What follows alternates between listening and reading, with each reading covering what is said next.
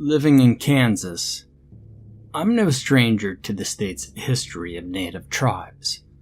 I was always interested in native culture ever since I was a kid, and whenever I had free time, I used to go to the library and read about the history of the state. My granddad moved to Wichita, Kansas when he was 16. Although he was born in New Jersey and had an Irish heritage, he wanted to be somewhere calmer, somewhere where he could live peacefully and start a new life. Granddad ended up studying history and became a teacher at Wichita State University for many years. I guess I got my love in history thanks to him, because, well, it certainly skipped a generation because Mom was never interested in any of that. My family had it difficult, though. Grandma died when Mom was a teenager, and soon after that, Mom got pregnant. She decided to have me as a single mom, and since day one, it was always my mom, Granddad, and me. Luckily, due to Granddad's job at the time, Mom didn't have to quit on her dreams just because she had me at 18 years old. And after I was 2 years old, she was able to go to the university and also work part-time. And the three of us had only each other, but we were very, very happy. When I was 6, Granddad retired, which probably was the best thing that could have happened to me. He started looking after me, taking me and picking me up from school, helping me with homework and cooking for me, just teaching me things and telling me stories, and even taking me out to explore. He made every afternoon interesting. And since he was a history teacher for over 27 years, he was a great storyteller. And one of the things we enjoyed doing was exploring through the city, particularly those places where natives once lived. We did this very often, and not only in Kansas either. When my 9th birthday came, my mom had a surprise. She had a boyfriend named Connor. He was a nice man, and I was very happy for her. We started spending time with Connor, and it was great. However, things had a sudden turn when Mom and Connor got married. It's not that I wasn't ready to have another person in my life, and it wasn't that I was jealous of anything. The problem was that our lifestyles, particularly mine and Granddad's, changed a lot. Mom and I moved to a new house with Connor, which meant that we didn't live with Granddad anymore. Therefore, I didn't get to spend as much time with him as I liked. I mean, I still got to see him, but I wanted to spend as much time with my grandfather as I could. And the problem was, since that our houses were far away from each other, Mom didn't let me go on my own to Granddad's house. I mean, unless her, Connor, or my babysitter, who sometimes looked after me, could take me there. At the beginning, it was just easier since Granddad could just pick me up and take me to his house or just come and visit more often. But after my 11th birthday, he was no longer allowed to drive due to a heart condition. So, I could only see him maybe once or twice a week. And because of this, I started acting rebelliously towards Connor and Mom. I would escape the house as often as I could, not to go out with friends or anything. I would just go to the library, museums, or skip over to my Granddad's. Now, this behavior upset Mom and Connor a lot. They didn't mind me seeing Granddad, but the fact that I left the house without permission and wandered the streets on my own, well, that upset them. And at first, they would just often argue with me, punish me. However, with time, they came out with a different approach. They wanted to spend some extra quality time with me, and often they would ask Granddad for advice on what activities to do with me. And one day, my grandfather suggested for me, my mom, and Connor to go camping at Lake Lawtonka. It was my first time going there, so I was pretty excited. We arrived at the lake on a Saturday afternoon. The place was nice and the weather was great, so we decided to walk around for a little bit. And after that, we put up the tent, went fishing, listened to music, ate, and other fun things. Mom didn't seem too happy to be there. She spent most of the time in the tent, and whenever she walked out, she just stared into nothing, as if she was lost. But I'm not surprised. She was never an outdoorsy type of person. And, well, I think that was even the first time Mom came with us camping. And apart from that, everything was normal. When nighttime rolled around, it was time to go to bed. However, I couldn't sleep. I don't know why, but I had this weird sensation. I felt suffocated inside the tent, and I just wanted to get out. I tried waking my mother up, but she kept sleeping, so I tried to wake Connor up, and it worked. I asked him if it was okay for me to sit outside where we had a bonfire earlier and look at the stars, and I let him know I was having a hard time sleeping. And he was so sleepy, he just agreed and kind of shooed me out. And I sat outside the tent. It was dark, so I had a flashlight with me, and I started pointing it in different directions just to see what there was around, when all of a sudden, I saw a light coming from the distance. And immediately, I felt curious and actually slightly scared. We were the only ones camping there that weekend, or so we knew, and the light seemed as that of a bonfire, and so I wanted to see if more people had arrived. And I slowly walked towards the light. It was so bright and clear, it wasn't necessary to use my flashlight. The closer I got to the light, the more I could hear some voices calling my name. Dale, they chanted. And when I heard that, even if I thought it was weird, I ran towards the light, and once I got there they were, a group of people. They looked to be Native American. They were all sat around a bonfire looking at me, but something was very peculiar about them. Their clothes looked older, as the clothes Native Americans used to wear a long time ago. I was frozen for a few minutes, but then a man started walking towards me. Unfortunately, as he was almost in front of my face, my mom showed up. "What are you doing here, so far away from our tent? You promised Connor that you'd stay nearby," she said. However, it was not my mom's sudden appearance that frightened me. It was the disappearance of all these people and the bonfire. The moment I heard Mom, I turned my head to see her. It took me a second to turn my head back towards the people, but they were no longer there. Everything was dark and not a soul could be seen. I could hear Mom arguing, but that wasn't important to me. I started to look around, pointing with my flashlight. "What are you looking for?" my mom asked me. "The people, the natives," I answered as I searched for them everywhere. "Didn't you see them? They were just here, Mom. I swear they were here. They were calling to me and they had a bonfire," I told her as she just stood there quietly. Mom, of course, didn't believe me and told me to go back to the tent. And once in the tent, I explained to her and Connor what had just happened, but the two of them didn't believe a single word that I said. "You must still be asleep," they said, but I knew what I had seen. Now, for the rest of the night, I couldn't sleep. I kept thinking about what I saw. I swear it was not a dream. I was wide awake. But what was it then? I never believed in ghosts before, but that seemed to be the case. Was it a ghost or was I hallucinating? I just did not know. And I wasn't the only one who had a hard time that night.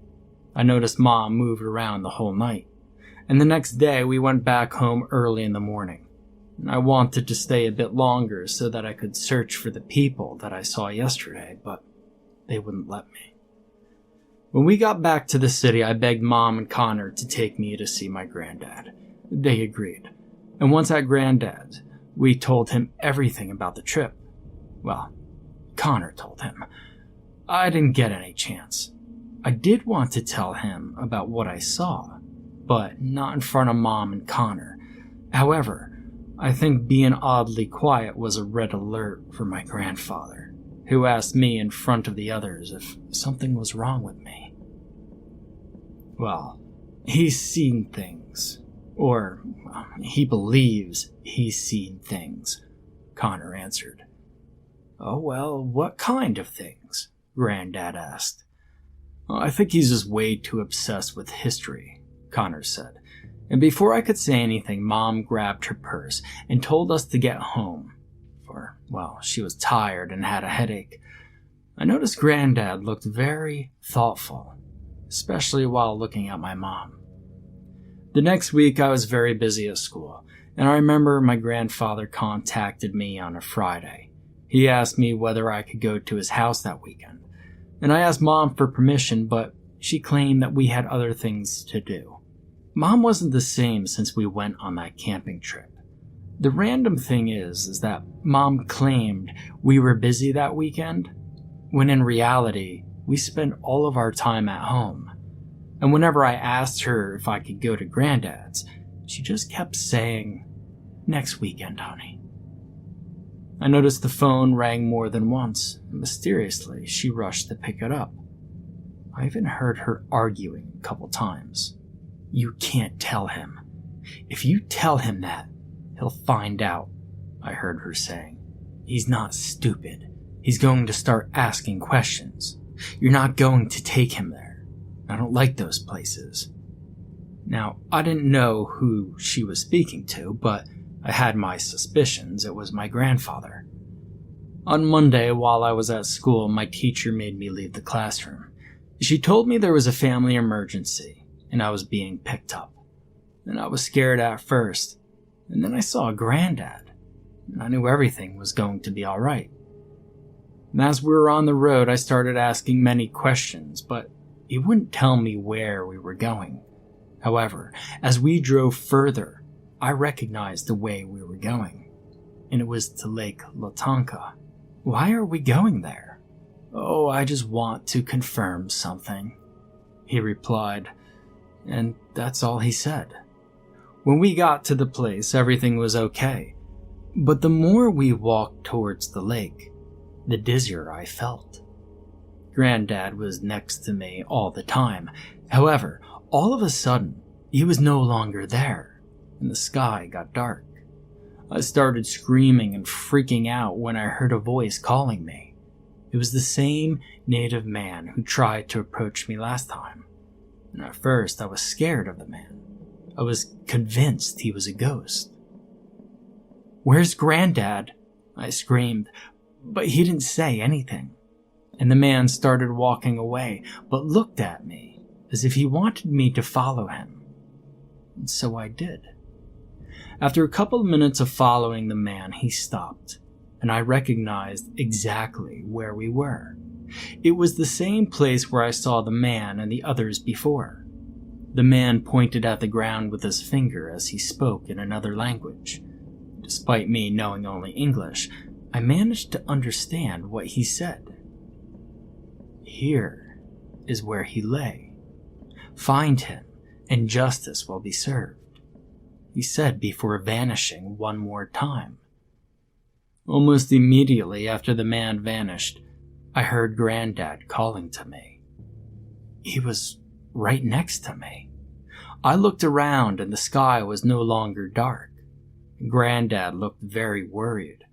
I asked him what had happened, and he told me all this time I was pretty much sleepwalking while talking to someone. And at that moment, I knew what he meant, so I told him everything I've seen and heard. Granddad didn't judge me. In fact, he told me that he believed me. After that, he said that we needed to go back home, and he said he would look into it. On the way back home, while we were in the car, Granddad explained something to me. Apparently there's this belief that if you have native blood, you can communicate with your ancestors. And in most cases, you don't choose when and where. They are the ones that decide to talk to you. And when they do, it's to let us know something important. And in most cases, when something is unfinished. I was very surprised. But we don't have native roots, we're Irish, I told Granddad. And he simply answered, "Well, our side, right?" Without saying it, he basically implied that my dad could have had native heritage. When we got back, my grandfather took me to my house and we waited for my mom. She was surprised when she saw him. She told me to go to my room, and she and my grandfather had a discussion. I don't know how the discussion ended, but when I got out of the room, my granddad wasn't there anymore. I started asking Mom questions about Dad until after a few minutes she told me the truth. She didn't know much about my father. He was a guy that she dated a couple of times. He was older than her and was Native American. One day, Dad said he was going out for the weekend with some of his college friends.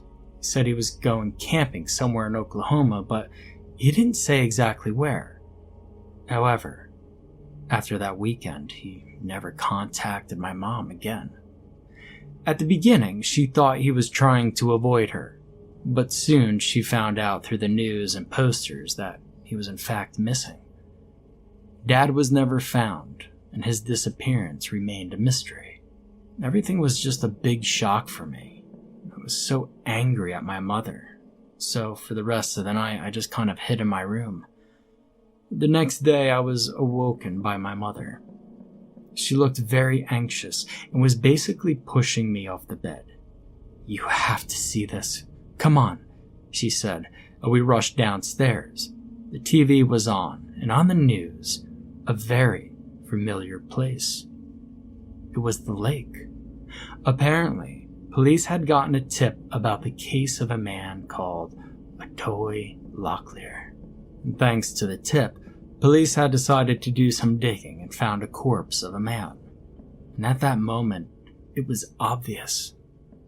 That man was my dad. Mom and I looked at each other and started crying.